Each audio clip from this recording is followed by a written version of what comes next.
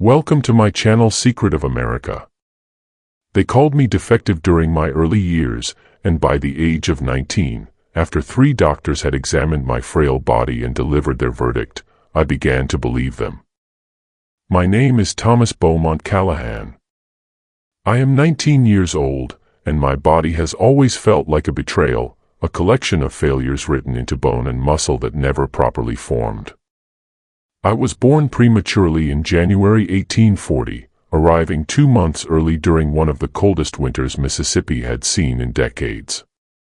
My mother, Sarah Beaumont Callahan, went into labor unexpectedly at a dinner party my father was hosting for visiting judges and planters.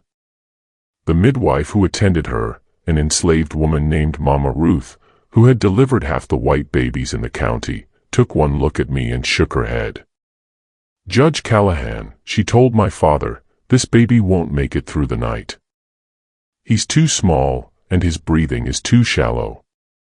You'd best prepare your wife for the loss." But my mother, delirious with fever and exhaustion, refused to accept that prognosis. "He'll live," she whispered, holding my tiny body against her chest. "I know he will. I can feel his heart beating. It's weak, but it's fighting." She was right. I survived that first night, and the next, and the next. But surviving isn't the same as thriving. At 1 month, I weighed barely 6 pounds. At 6 months, I still couldn't hold up my own head. At 1 year, when other babies were standing and some were taking their first steps, I could barely sit upright. The doctors my father brought in, from Natchez, from Vicksburg, from as far away as New Orleans, all said the same thing: premature birth had stunted my development in ways that would affect me for life. My mother died when I was 6 years old, a victim of the yellow fever epidemic that swept through Mississippi in 1846. I remember her lying in bed, her skin the color of old parchment, her eyes yellowed and distant. She called me to her bedside the day before she died. "Thomas," she whispered, her voice barely audible, "you're going to face challenges your whole life. People will underestimate you. They'll pity you. They'll dismiss you. But you have something more valuable than physical strength. You have your mind, your heart, your soul. Don't let anyone make you feel less than whole." She died the next morning. I didn't fully understand her words until years later. My father, Judge William Callahan, was a formidable man in every way I wasn't. 6 feet tall, broad-shouldered, with a voice that could silence a courtroom with a single word. He had built his fortune from nothing, started as a poor lawyer from Alabama, married into the Beaumont family's modest plantation, and through shrewd investments and strategic land acquisitions, transformed those initial 800 acres into an 8,000-acre cotton empire. Callahan Plantation sat on the high bluffs overlooking the Mississippi River, 15 miles south of Natchez, in what was considered the richest soil in the South. The main house was a Greek Revival mansion my father had built in 1835, 2 stories of white-painted brick with massive Doric columns, wide galleries on both levels, and tall windows that caught the river breeze. Inside, crystal chandeliers hung from 15-foot ceilings, imported furniture filled rooms large enough to host balls for 100 guests, and Persian rugs covered floors of polished hard pine. Behind the main house stretched the working plantation, the cotton gin, the blacksmith shop, the carpentry workshop, the smokehouse, the laundry, the kitchen building, the overseer's house, and beyond all that, the quarters, rows of small cabins where 300 enslaved people lived in conditions that contrasted sharply with the mansion's luxury. I grew up in this world of extreme wealth built on extreme brutality, though as a child I didn't understand the full implications. I was tutored at home by a succession of teachers my father hired. I was too frail for the rough and tumble of school, too sickly to board at the academies where other planters' sons went. Instead, I learned Greek and Latin, mathematics and literature, history and philosophy in the quiet of my father's library.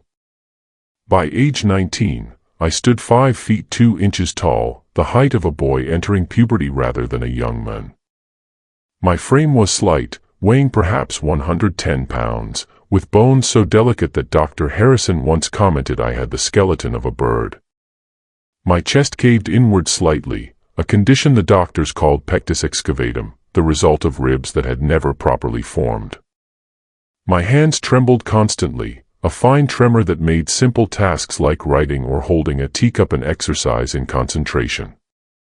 My eyesight was terrible, requiring thick spectacles that magnified my pale blue eyes to an almost comical size. Without them, the world was a blur.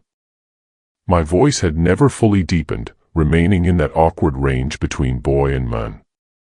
My hair was fine and light brown, thinning already despite my youth. My skin was pale, almost translucent, showing every vein beneath the surface. But the worst part, the part that would ultimately define my fate, was my complete lack of masculine development. I had no facial hair to speak of, just a few wispy strands on my upper lip that I shaved more out of hope than necessity. My body was hairless, smooth as a child's, and the doctor's examinations had confirmed what my father had suspected: my reproductive organs were severely underdeveloped, rendering me sterile. The examinations began shortly after my 18th birthday in January 1858. My father had arranged for me to meet a potential bride, Martha Henderson, daughter of a wealthy planter from Port Gibson. The meeting was a disaster. Martha took one look at me and couldn't hide her disgust.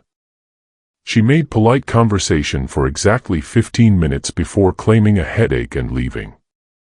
I overheard her telling her mother as they departed, "Father can't seriously expect me to marry that child. He looks like he'd break in half on our wedding night." After that humiliation, my father summoned Dr. Harrison. Dr. Samuel Harrison was Natchez' most prominent physician, a Yale-educated man in his 50s who specialized in what he called matters of masculine health and heredity. He arrived at Callahan Plantation on a humid February morning, carrying a leather medical bag and an air of clinical detachment. My father left us alone in his study. Dr. Harrison had me undress completely and then conducted the most humiliating hour of my life. He measured me, height, weight, chest circumference, limb length, and examined every inch of my body, making notes in a small leather journal. He paid particular attention to my groin, manipulating my underdeveloped testicles and commenting aloud about their size and consistency. "Significantly below normal," he muttered, writing. "Prepubertal in appearance and texture." When he finished, he had me dress and called my father back into the room. "Judge Callahan," Dr. Harrison said, settling into a leather chair, "I'll be direct. Your son's condition is not merely constitutional frailty. He suffers from what we call hypogonadism, a failure of the sexual organs to develop properly. This was likely caused by his premature birth and subsequent developmental delays." My father's face remained impassive. "What does this mean for his future, for marriage and continuation of the family line?" Dr. Harrison glanced at me, then back at my father. "Judge, the likelihood of your son producing offspring is virtually non-existent. The testicular tissue is insufficient for spermatogenesis, the production of viable seed. His hormone production is clearly deficient, as evidenced by his lack of secondary sexual characteristics. Even if he were to marry, consummation might prove difficult, and conception would be, in my professional opinion, impossible." The word hung in the air like a death sentence: impossible. My father was silent for a long moment. "You're absolutely certain?" "As certain as medical science allows. I've seen perhaps a dozen cases like this in my career. None produced children." "I see. Thank you, Dr. Harrison. I'll have your payment sent to your office." After the doctor left, my father poured himself 3 fingers of bourbon and stared out the window at the river. "Father, I'm sorry," I said quietly. He didn't turn around. "For what?" "For being born early. For being sickly. For being—" He trailed off, took a long drink. "Not your fault," Thomas, but it is our reality." But my father wasn't satisfied with one opinion. A week later, Dr. Jeremiah Blackwood arrived from Vicksburg. He was younger than Dr. Harrison, more aggressive in his examination, rougher in his handling of my body. But his conclusion was identical: severe hypogonadism with associated sterility. The condition is permanent and untreatable. The third doctor came from New Orleans in March. Dr. Antoine Mercier was a Creole physician who had studied in Paris and spoke with a thick French accent. He was the gentlest of the three, apologizing for the invasive nature of the examination. But his verdict was the same. "Just un disaster," he said. "But your son, he cannot father children. The development, it is arrested. Nothing can be done." 3 doctors, 3 examinations, 3 identical conclusions. Thomas Beaumont Callahan was sterile, unfit for breeding, incapable of continuing the family line. The news spread through Mississippi's planter society with the speed and thoroughness of gossip among people who had nothing better to do than discuss each other's business. My father made no effort to keep it secret. What would be the point? Any woman who agreed to marry me would need to know. Better to be honest up front than face recriminations later. The Hendersons withdrew their daughter from consideration immediately. The Rutherfords, who had expressed interest in introducing me to their younger daughter, sent a polite note declining. The Prestons, the Montgomerys, the Fairfaxes, all the prominent families who might have overlooked my physical frailty for the sake of the Callahan fortune all suddenly found reasons why their daughters were unsuitable or already promised elsewhere. But it wasn't just the private rejections that hurt. It was the public comments. I overheard Mrs. Harrison at church in April, "Such a pity about the Callahan boy. The judge has all that wealth and no proper heir to leave it to. Makes you wonder what the point is." At a dinner party my father hosted in May, one of the guests, drunk on my father's fine whiskey, said loudly enough for me to hear from the hallway, "It's nature's way, isn't it? The weak ones aren't supposed to reproduce. Keeps the stock healthy." A visiting planter from Louisiana, examining a horse my father was selling, commented, "Fine animal. Strong lines, good conformation, proven stud. Not like that son of yours, eh? Sometimes breeding just fails." Each comment was a knife, but I had learned to show no reaction. What would be the point? They were right, in the terms they understood. I was defective merchandise, a failed investment, a dead-end branch on the family tree. My father withdrew into himself during the spring and summer of 1858. He still ran the plantation with his usual efficiency, still served as county judge, still attended social functions. But at home, he was increasingly distant, spending long hours in his study with bourbon and legal documents, working on something he wouldn't discuss with me. I retreated into books. My father's library contained over 2,000 volumes, and I had read most of them by age 19. I particularly loved philosophy and poetry, Marcus Aurelius, Epictetus, Keats, Shelley, Byron. I found solace in words written by men who had contemplated suffering, mortality, and the human condition. I also began exploring books my father didn't know were in his library, volumes that previous owners had left behind or that had been accidentally included in lots purchased at estate sales. These included abolitionist literature that was technically illegal in Mississippi, Narrative of the Life of Frederick Douglass, published in 1845, Uncle Tom's Cabin by Harriet Beecher Stowe, published in 1852, essays by William Lloyd Garrison and other Northern abolitionists. I read these forbidden books late at night when the house was quiet, and they disturbed me profoundly. I had grown up accepting slavery as natural, as ordained by God, as beneficial to both master and slave. The idea that enslaved people were inferior, childlike, incapable of self-governance, this was what everyone around me believed and taught. But these books presented a different picture. Frederick Douglass wrote with intelligence and eloquence that matched any white author I had read. He described the brutality of slavery, the whippings, the family separations, the sexual exploitation, the psychological torture of being treated as property. Uncle Tom's Cabin, despite being fiction, depicted slavery's horrors with devastating emotional impact. I began noticing things I had previously ignored: the scars on the backs of field hands, the way enslaved people's expressions went blank and subservient when white people approached, the children who looked suspiciously like my father's overseers, the women who disappeared from the fields for months, then returned without the babies they had obviously carried. But I did nothing with these observations. I was too weak, too dependent, too compromised by my own comfort to challenge the system. I told myself I was different from other slaveholders, that I treated enslaved people with more kindness. But kindness doesn't make slavery less evil. It just makes the enslaver feel better about participating in it. In September 1858, my father made another attempt at finding me a bride.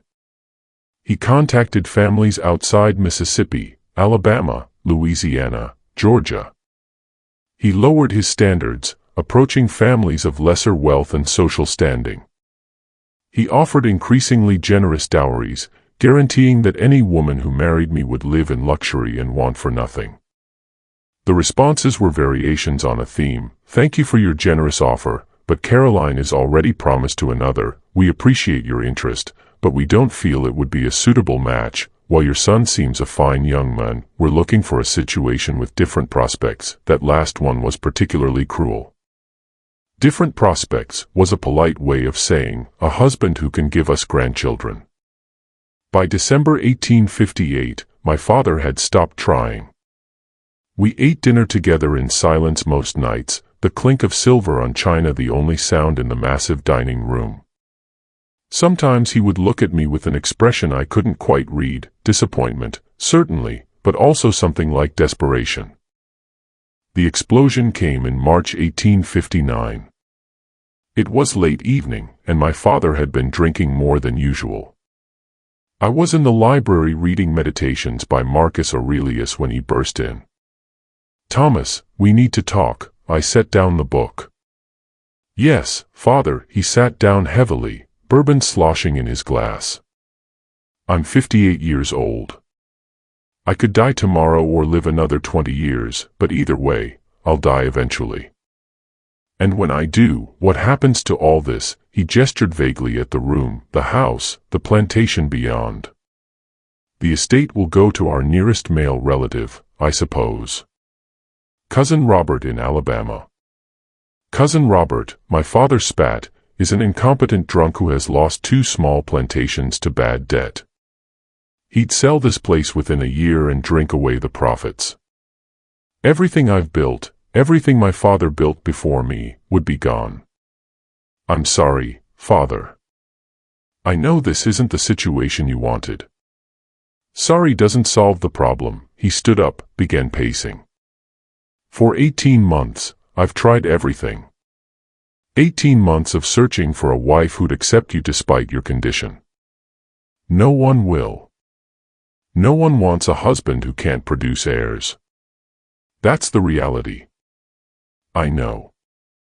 So I've had to think creatively, very creatively, about solutions that push the boundaries of convention."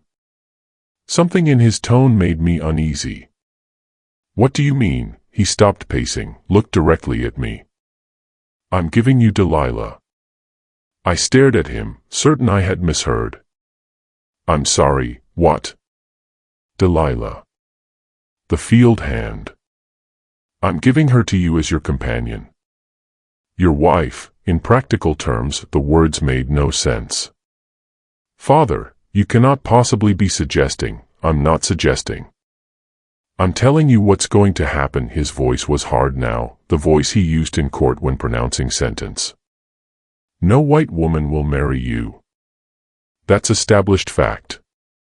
But the Callahan line needs to continue. The plantation needs heirs, even if those heirs are unconventional." The full horror of what he was proposing hit me.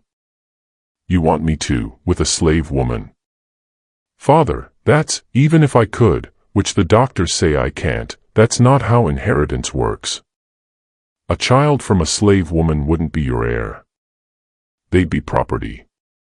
Unless I free them. Unless I legally adopt them. Unless I structure my will very carefully, which as a judge and lawyer, I'm uniquely qualified to do. This is insane. This is necessary. He sat down again, leaning forward. Thomas, listen to me. I've thought this through from every angle.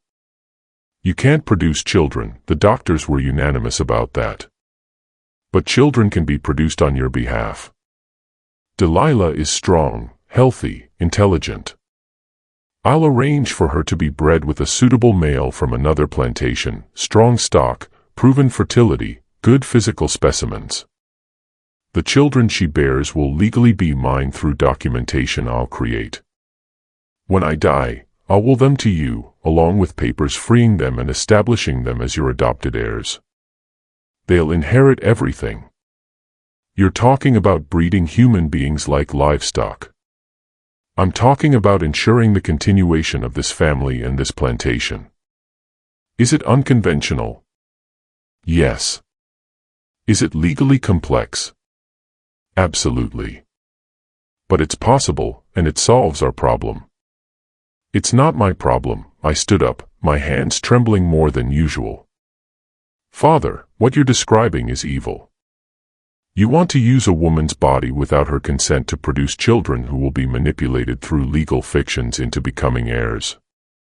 You're treating people like breeding stock, like animals. They are animals in the eyes of the law. His voice rose to match mine. Thomas, I understand you've been reading those abolitionist books. Yes, I know about them. I'm not blind. You filled your head with sentimental nonsense about the humanity of slaves, but the legal reality is that they are property. I own Delilah the same way I own this house or that chair. And I'm choosing to use her in a way that solves a problem. And what does Delilah think about this? She'll do what she's told. She's property, Thomas. Her opinion is irrelevant. Something in me snapped. I had spent my entire life deferring to my father's authority, accepting his decisions, trying to make up for being a disappointing son, but this was too much. No, the word came out quietly but firmly. My father blinked. What did you say? I said no, I won't be part of this. If you want to implement this obscene breeding scheme, you'll do it without my participation or cooperation. You ungrateful, he stood up, his face reddening. Do you have any idea what I've sacrificed for you? The opportunities I've lost because I had to focus on finding solutions for my defective son. The social embarrassment of having an heir who can't perform the one basic function required of him. I didn't ask to be born this way. And I didn't ask for a son who'd end the family line. He threw his glass, which shattered against the fireplace. I'm trying to find a solution, and you're throwing it back in my face out of some misguided moral superiority you learned from abolitionist propaganda. It's not propaganda to say that people shouldn't be bred like animals, Father. If you can't see the evil in what you're proposing, get out. Get out of my sight. I left the library, my heart pounding, my whole body shaking. I went to my room, closed the door, and sat on my bed, trying to process what had just happened. My father wanted to use an enslaved woman as breeding stock to produce heirs that would legally be manipulated into inheriting his plantation, and he saw nothing wrong with this plan. In fact, he thought it was a clever solution to an intractable problem. I couldn't sleep that night. I kept thinking about Delilah, about the life my father was planning for her without her knowledge or consent. I had seen her around the plantation, of course, she was hard to miss. Delilah was 24 years old, nearly 6 feet tall, with a powerful build from years of field work. She had skin the color of polished mahogany, high cheekbones, and eyes that held an intelligence she had learned to hide in the presence of white people. She was what the overseers called a prime field hand, strong enough to pick 300 pounds of cotton a day, healthy enough to work through the brutal Mississippi summers without collapsing. I had heard the overseers talking about her, that Delilah's worth 3 regular hands, never gets sick, never complains, works like a machine, but I had also heard darker comments, shame to waste breeding potential like that on field work. A woman built like that should be having babies every year. Now my father wanted to ensure that breeding potential was exploited. I couldn't let that happen. But what could I do? I had no authority over the plantation. I was 19 years old, physically weak, financially dependent on my father. I couldn't free Delilah, I didn't own her. And even if I did, the legal process was complex and expensive. I couldn't help her escape, I barely knew her, had no connections to the Underground Railroad, and wouldn't know the first thing about arranging escape for a fugitive slave. But I couldn't do nothing. The next morning, still shaking from the confrontation and lack of sleep, I made a decision. I needed to warn Delilah, at minimum. She deserved to know what my father was planning. The quarters were located a quarter-mile behind the main house, down a dirt path lined with ancient oak trees. I had rarely visited them before. It wasn't proper for the master's son to mingle with the enslaved. The few times I had been there were during Christmas distributions, when my father would hand out extra rations and cheap gifts to the people who made his wealth possible. The quarters consisted of 20 small cabins arranged in 2 rows. Each cabin housed between 6 and 10 people in conditions that contrasted sharply with the mansion's luxury: rough pine plank walls, dirt floors, a single fireplace for heating and cooking, 1 or 2 small windows with wooden shutters but no glass. It was mid-morning on a Tuesday, which meant most of the field hands were out working. Only a few people were around: an elderly woman tending a cook fire, some children too young to work, a man with a bandaged leg sitting on a cabin step. They all stared at me as I walked past. It wasn't common for white people to visit the quarters, except the overseer on his rounds or my father on inspection tours. A frail young white man in fine clothes walking alone through the quarters, I must have looked completely out of place. I asked the elderly woman which cabin belonged to Delilah. She looked at me suspiciously. "Why you a skin after Delilah, young master? I need to speak with her. It's important. She out in the fields. Won't be back till sundown." "I'll wait." The woman's eyes narrowed, but she pointed to the 3rd cabin in the 2nd row. "That's hers. But I don't know what business you got with her." I spent the day in uncomfortable limbo. I couldn't return to the main house. My father and I weren't speaking. I couldn't wait in Delilah's cabin. That would be completely inappropriate. So I walked the grounds of the plantation, avoiding the areas where my father might be, trying to formulate what I would say to Delilah when she returned. The sun was setting when I saw the field hands returning. They walked in loose groups, exhausted from 10 hours of labor under the March sun. Delilah was easy to spot. She was a head taller than most of the others, walking with a straight-backed posture despite obvious fatigue. She saw me standing near her cabin and stopped. Master Thomas, the other field hands stared, whispering to each other. This was highly unusual, the master's son waiting at a slave cabin. "Delilah, I need to speak with you. It's important." "May I?" I gestured toward her cabin. She glanced at the other workers, then nodded slowly. "Yes, sir." We entered the cabin. It was a single room, about 12 by 14 feet, with a dirt floor and rough plank walls. A fireplace occupied one wall, cold now in the mild evening. 3 rough wooden pallets served as beds. Delilah shared the cabin with 2 other women who worked in the laundry. There was a crude table, 2 stools, a few cooking pots, and some clothing hanging from pegs on the wall. This was where 3 human beings lived. The contrast between this and my bedroom in the mansion, with its 4-poster bed, imported furniture, soft carpets, and walls lined with bookshelves, was staggering. Delilah stood uncertainly in the middle of the room.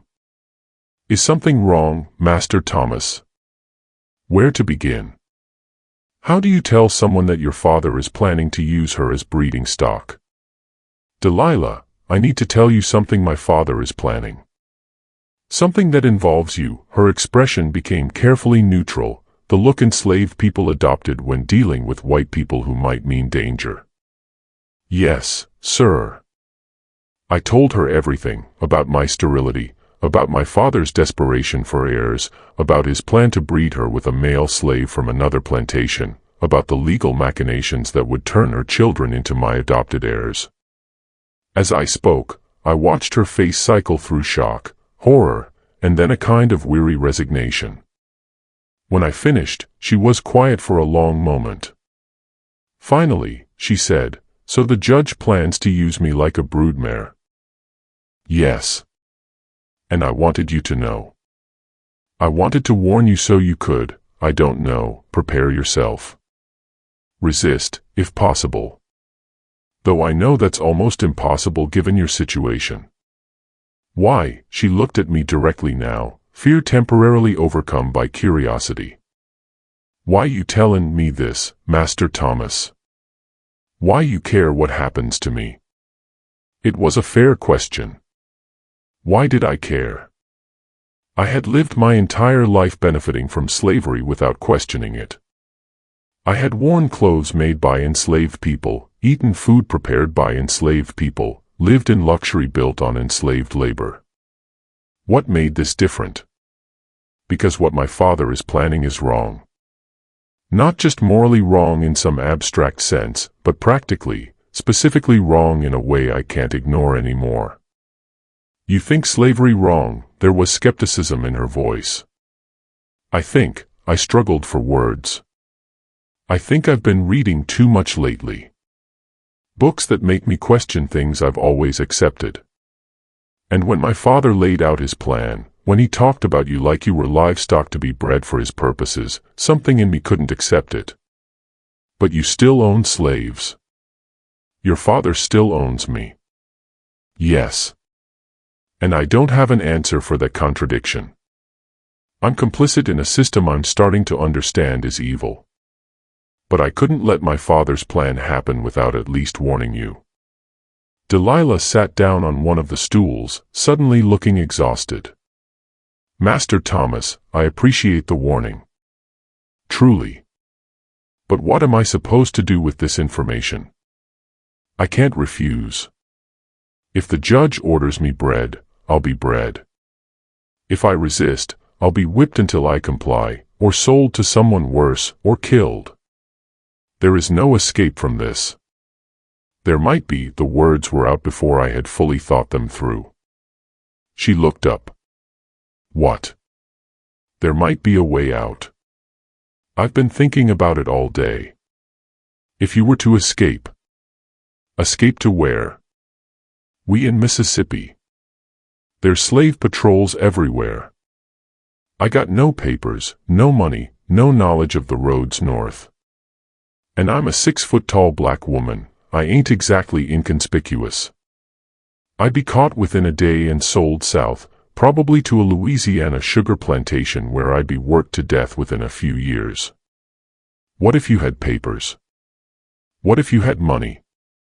What if you had someone to travel with who could deflect suspicion?" She stared at me. "Master Thomas, what you suggestin'?" "I'm suggesting," I took a deep breath. "I'm suggesting that maybe we both leave together. We go north. I have money. My mother left me a trust fund that I can access. Not a fortune, but enough to get us started somewhere.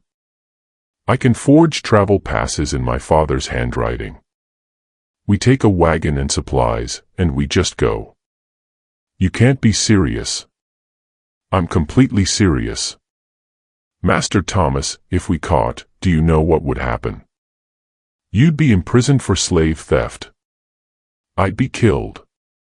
They don't just whip runaway slaves in Mississippi. They make examples of them. Public hanging. Sometimes worse. I know. But if we succeed, and if we somehow make it north, then what? You'd be throwing away everything. Your inheritance, your social position, your family name. You'd be poor. You'd be an outcast. And for what? To help one slave escape when your father owns 300. It was the fundamental question. And I didn't have a good answer except the truth. Because I can't save 300 people. But maybe I can save one. Maybe I can stop one evil thing from happening. And maybe that's better than doing nothing. Why me? You don't even know me. Because you're the one my father's planning to hurt. Because I can't stop him from continuing slavery, but I can try to stop him from breeding you like an animal. And because I hesitated, because I think maybe we both need to escape. You from slavery. Me from a life of complicity in a system I'm starting to realize I can't morally accept. Delilah studied me with those intelligent eyes that had been trained to hide their intelligence. You really mean this? Yes. You'd give up everything to help me escape? Yes. Even though you barely know me? Yes. Even though I'm just one slave among millions? Yes. Even though it might not make any real difference in the grand scheme? Yes. Because it would make a difference to you. And right now, that feels like the only thing I can actually control. She was quiet for a long time. Outside, I could hear other enslaved people moving around, preparing evening meals, settling in for the night. The sun had fully set now, and the cabin was lit only by faint moonlight through the window. Finally, Delilah said, if we do this, and I'm not saying yes yet, I'm just saying if, we'd need to be smart about it.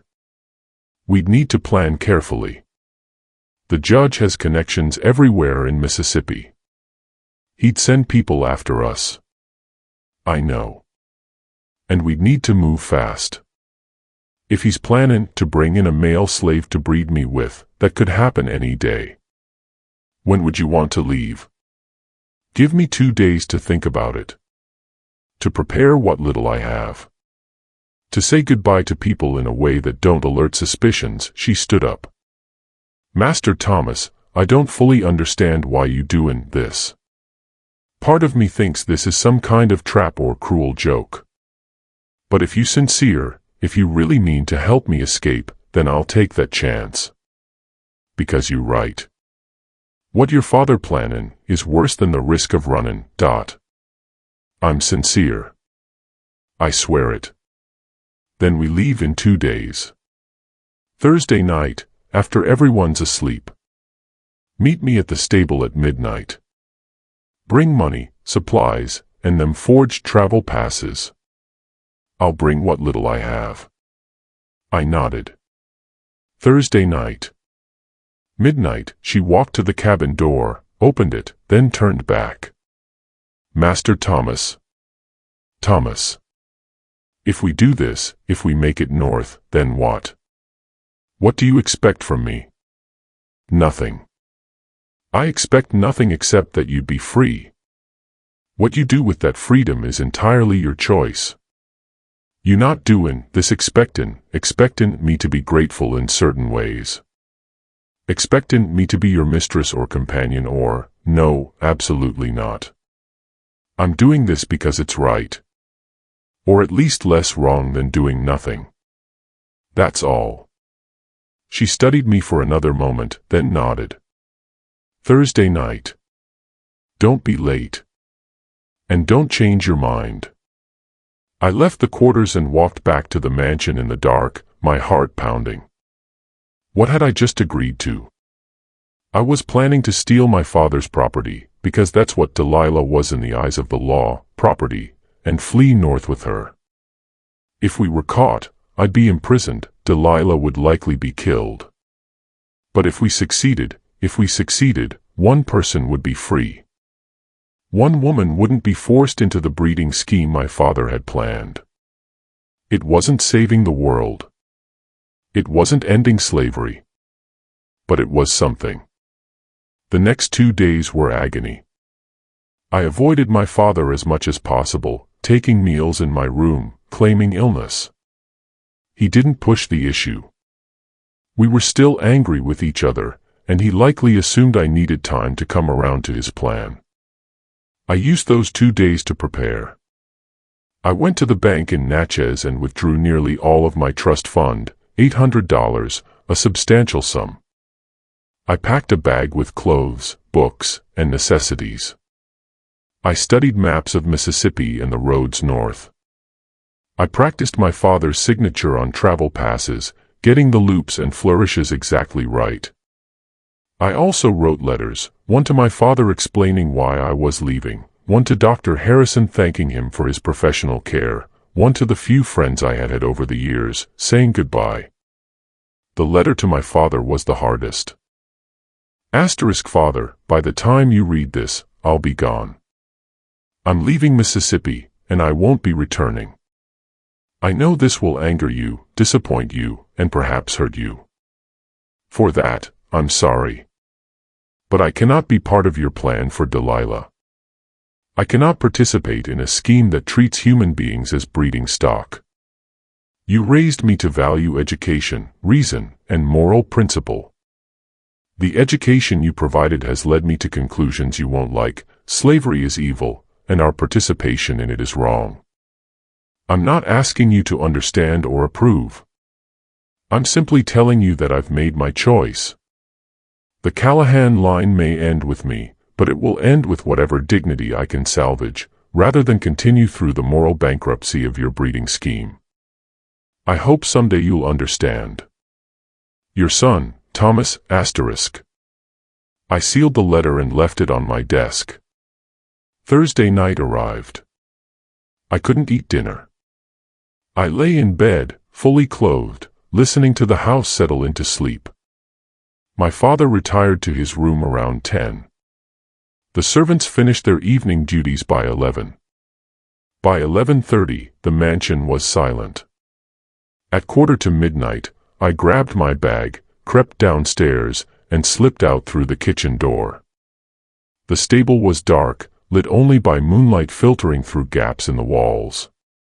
I hitched up one of the smaller wagons, a 2-horse rig we used for local travel. I loaded my bag, some food I had stolen from the kitchen, blankets, and a canteen of water. At exactly midnight, Delilah appeared. She carried a small bundle, everything she owned in the world, probably, some clothes, maybe a few personal items. That was it.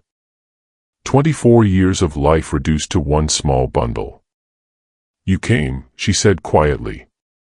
Did you think I wouldn't? I wasn't sure. Part of me thought this was all a dream or a trick. It's neither.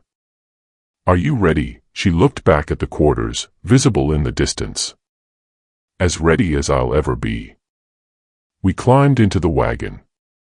I took the reins. I had driven wagons before, though not often. Delilah sat beside me, her bundle in her lap.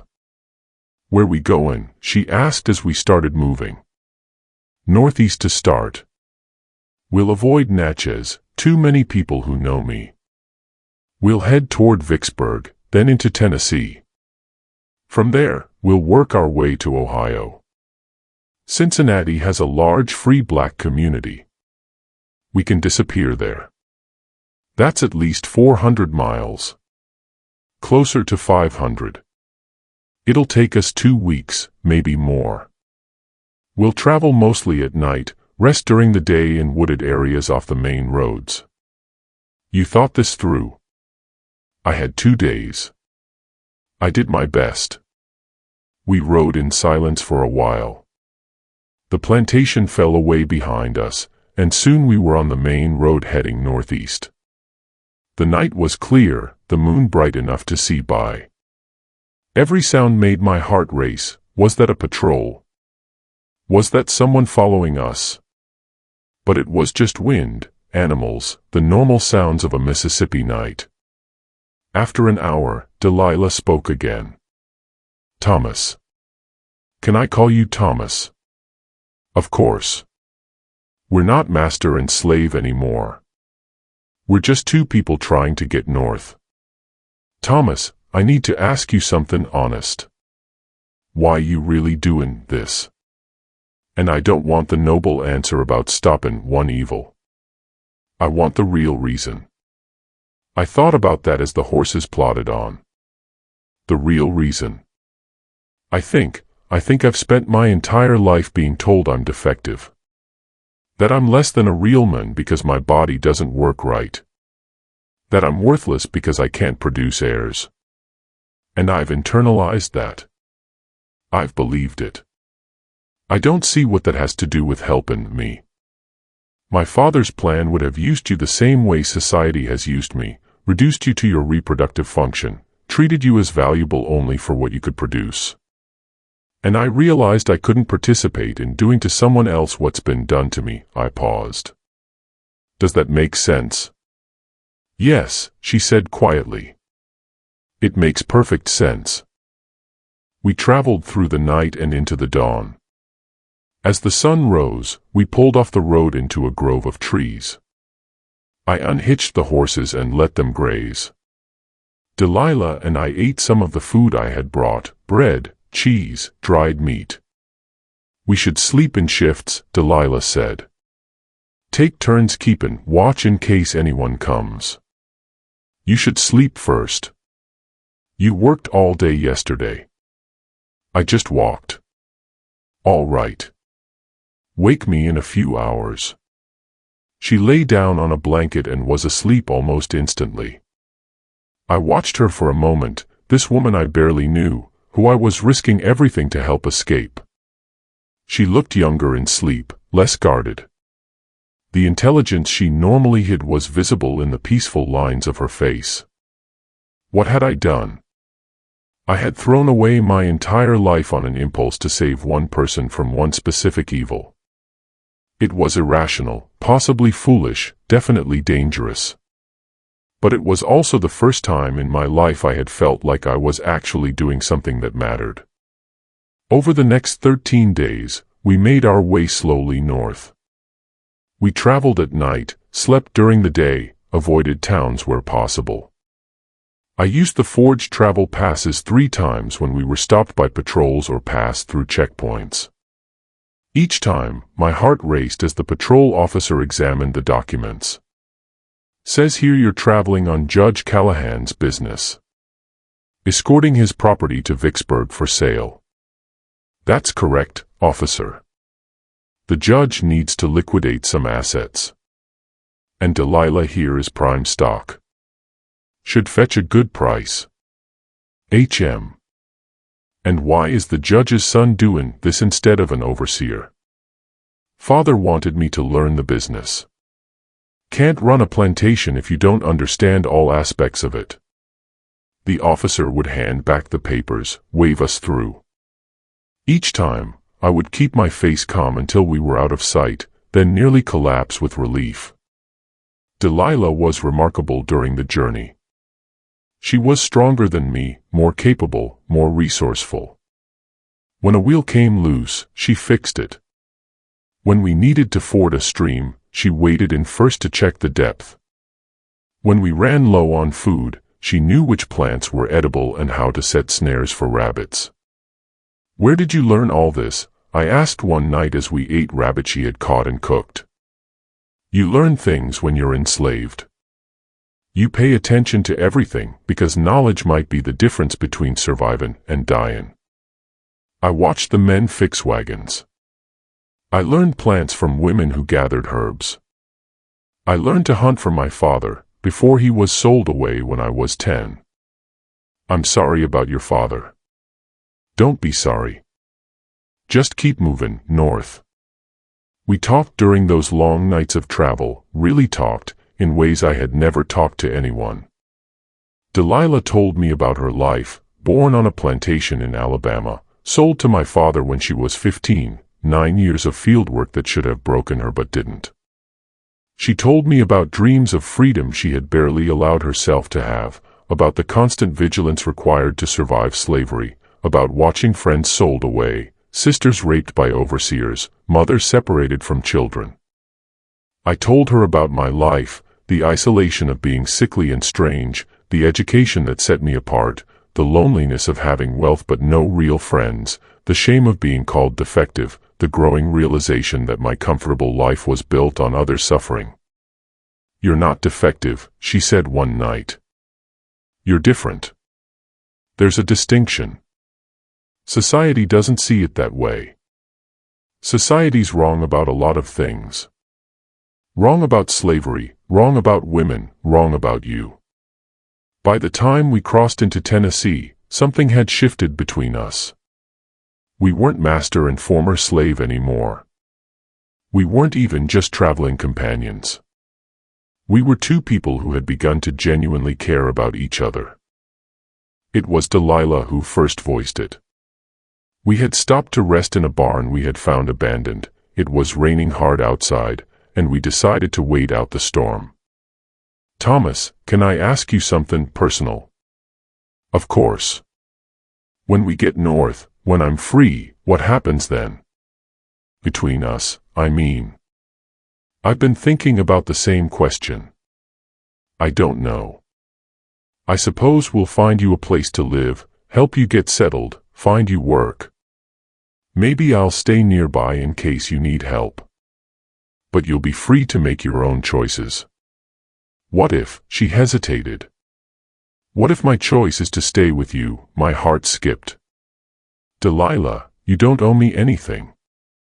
I didn't help you escape expecting, I know that. But what if it's not about owing? What if it's about wanting?" "I don't understand." She moved closer. "Thomas, over these past 2 weeks, I've gotten to know you. Really know you. Not as Master Thomas, not as the judge's defective son, but as Thomas, the person. And that person is kind and intelligent and brave in ways he don't even recognize. I'm not brave. I'm weak and sickly. And you gave up everything to help me. You risked imprisonment and death. You're traveling through hostile territory to bring me to freedom. That's not weakness. That's courage. Delilah, even if you feel this way now, you might feel differently when you have real freedom. When you can make choices without desperation or gratitude clouding your judgment. Then let me make this choice now, clear and free as I can." She took my hand. "When we get north, I want to stay with you. Not as your property, not as your servant, not out of obligation. But as your partner. Your companion." She hesitated. "Maybe even more than that, if you'd want it."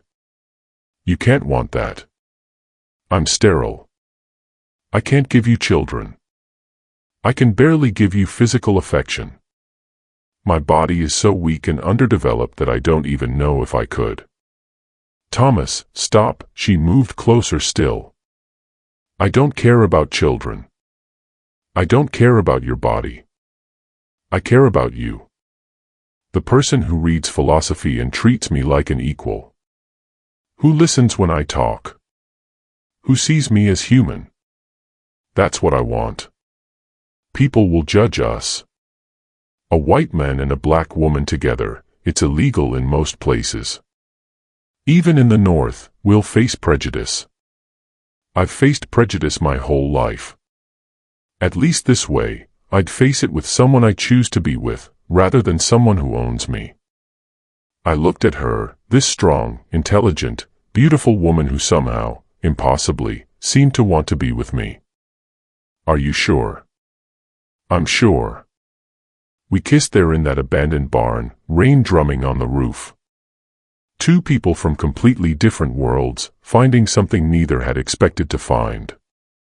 We reached Cincinnati in early June, having traveled for nearly 2 months. The city was bustling, crowded, full of free black people and abolitionists and escaped slaves building new lives. I used some of my remaining money to rent a small house in a neighborhood where interracial couples, while uncommon, weren't unheard of. We presented ourselves as husband and wife, Thomas and Delilah Freeman. Freeman, because Delilah had no last name as a slave, and she chose that one for its obvious symbolism. The first few months were hard. Money was tight. I found work as a clerk in a law office. My education and neat handwriting were valuable skills. Delilah found work as a seamstress, her strong hands that had once picked cotton now creating beautiful clothes. People stared at us. Some assumed Delilah was my property, others assumed she was my mistress. A few understood we were actually married, and their reactions ranged from disapproval to acceptance. But we built a life, a real life, based on choice rather than ownership. In November 1859, we married legally, or as legally as possible for an interracial couple. A Quaker minister who didn't care about racial boundaries performed the ceremony in a small church. It wasn't recognized by most authorities, but it felt real to us. "I take you, Delilah Freeman, to be my wife," I said, my voice trembling. "I take you, Thomas Callahan Freeman, to be my husband," she responded, adding my name to hers. We were truly married now, two people who had escaped impossible situations and found love in the ruins. The war came in 1861. Neither of us could fight. I was too weak, and women didn't serve, but we contributed in other ways. Our home became a stop on the Underground Railroad. Delilah, using her knowledge and experience of slavery, helped newly escaped people adapt to freedom. I used my legal knowledge to help free black people navigate complex documentation requirements. We met Frederick Douglass once when he came to Cincinnati to speak. After his lecture, we approached him, and Delilah told him our story. He listened intently, then smiled. "You've both taken your freedom in different ways. Mrs. Freeman, you've taken it from a system that tried to own you. Mr. Freeman, you've taken it from a system that tried to define you by your physical limitations. Both of you have proven that freedom is about choice, not circumstance." It was one of the proudest moments of my life. We never had biological children. My sterility was real and permanent. But in 1865, after the war ended, we adopted 3 children, formerly enslaved children whose parents had died or disappeared during the chaos. We named them carefully, Sarah after my mother, Frederick after Douglass, and Liberty because that's what they represented. We raised them in freedom, taught them to read and write, sent them to schools that accepted black children. We taught them they were valuable, that their worth wasn't determined by society's prejudices, but by their own character and choices. Sarah became a teacher, educating freed slaves in reading and mathematics. Frederick became a doctor, serving Cincinnati's black community. Liberty became a lawyer who fought for civil rights, using the law to tear down the same structures that had once enslaved her mother. I lived longer than anyone expected. The doctors who had examined me at 19 and pronounced me unfit for breeding had predicted I wouldn't live past 30. But I made it to 42, 23 years with Delilah, 23 years of a life I had built through choice rather than circumstance. I died in 1882 of pneumonia, the same illness that had killed my mother. Delilah held my hand as I slipped away. "Did I do right?" I whispered, barely audible. "Leaving everything, bringing you north. Was it worth it?" Tears streamed down her face. "Thomas, you gave me freedom. You gave me dignity. You gave me love. You gave me a life where I'm a person, not property. You gave me children who will grow up free. Yes. It was worth everything. I love you, Delilah Freeman. I love you, Thomas Freeman." Those were my last words. Delilah lived another 18 years, dying in 1900 at age 65.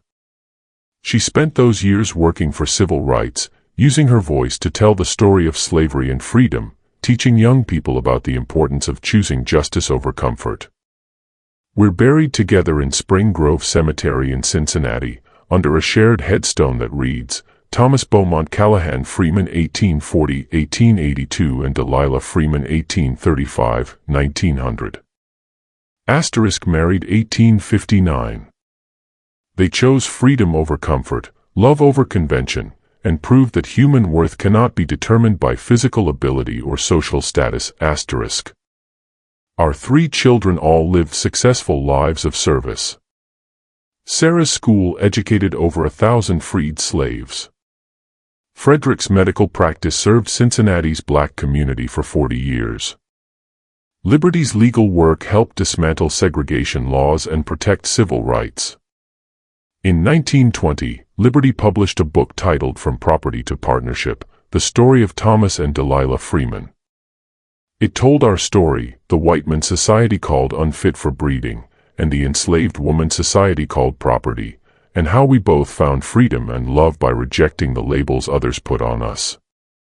This is the story of Thomas Beaumont Callahan Freeman and Delilah Freeman, who left Mississippi in May 1859 and built a life in Cincinnati, Ohio. It's the story of a men's society called defective and a woman's society called property, who proved that human worth isn't determined by physical capability or legal status, but by the choices we make and the dignity we afford ourselves and others. Historical records document our existence: Thomas's birth in 1840, his medical examinations in 1858, and the trust fund withdrawals in 1859. Delilah's sale to Judge Callahan is recorded in plantation ledgers from 1850. Cincinnati city directories list Thomas Freeman as a law clerk from 1859 to 1882 and Delilah Freeman as a seamstress from 1859 to 1900. Our marriage, while not recognized by state law, was recorded by the Quaker meeting house that performed the ceremony. Our children's birth records and adoption papers survive in Cincinnati archives. Our gravestone remains in Spring Grove Cemetery, visited occasionally by descendants and historians interested in unconventional stories of freedom and love from the slavery era. The story challenges assumptions about disability, race, and worth. Thomas wasn't broken because his body didn't develop normally. He was intelligent, moral, and capable of profound courage. Delilah wasn't property, despite the law saying she was strong, intelligent, and deserving of freedom and self-determination. And Judge Callahan's plan, meant to ensure his legacy, instead catalyzed something more valuable: 2 people finding freedom and building lives based on choice, dignity, and love. If Thomas and Delilah's story moves you, if you believe human worth transcends physical ability and legal status, if you believe love and freedom can triumph even in the darkest times, then share this story. Remember that history is filled with people who defied impossible odds, who chose justice over comfort, who proved that labels don't define us, our choices do. Their legacy lives on in descendants who continue working for justice, in the example they set of choosing morality over convenience, and in the reminder that every person deserves freedom, dignity, and the chance to write their own story.